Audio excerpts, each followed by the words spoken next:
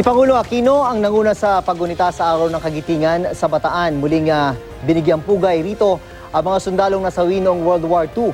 Ipinagmalaki rin niya ang mga benepisyong naibigay na sa mga veterano. Mula sa Pilar, Bataan, may ulat on the spot. Isay Reyes. Isay.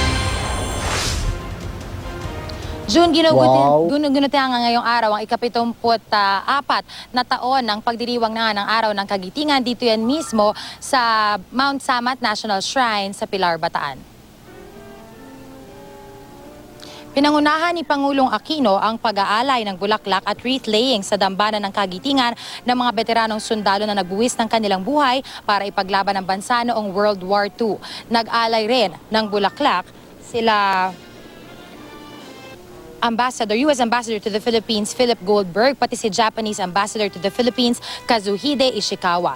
Narito rin ang ilang opisyal at mga veterano at ang kanilang mga kaanak. Muling humingi ng tawad si Japanese Ambassador Ishikawa para sa mga sundalong Pilipino na namatay dahil sa World War II. Matapos ang digmaan, siniguro raw nila ang magandang relasyon sa Pilipinas. Ayon naman kay Goldberg, dahil sa paghihirap ng ating mga sundalo, natatamasa natin ngayon ang kapayapaan at pagkakaisa. Isang pruweba raw ang nagaganap na balikatan exercises sa kasalukuyan. Ipinagmalaki naman ng Pangulo ang mga benepisyong na ibibigay ngayon ng administrasyon sa mga veterano. Kabilang na ang paglilinis sa mga listahan ng mga nakakatanggap ng ayuda, pagtaas ng hospitalization at medical benefits, maging mga scholarship grants para sa mga kamag-anak ng mga veterano. Samantala, hindi naman hayagang binanggit ang pangalan ng LP standard bearer na si Mar Rojas. Ikinampanya ito ng Pangulo kanina para raw may pagpatuloy ang daang matuwid. Narito naman ang pahayag ng Pangulo kaugnayang pagdiriwang ng Araw ng Kagitingan. Salamat sa kakaibang pagkakataon. Nabagling ko rin kayong lahat at talagang pumamuno na isang dakilang lahi tulad ng mga Pilipino.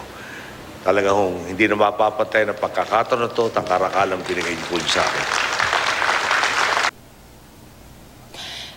June, lubos naman ang pasasalamat ng ilang mga veterano na ating nakausap kanina, pero nais pa rin nilang sabihin sa gobyerno na sana raw yung iba pa mga benepisyo na matagal nang naipangako sa kanila ay patuloy bigyan ng pansin at patuloy nga maibigay sa kanila. June? Napawala ako sa ganda ng view sa likod mo. Maraming salamat, Isay Reyes.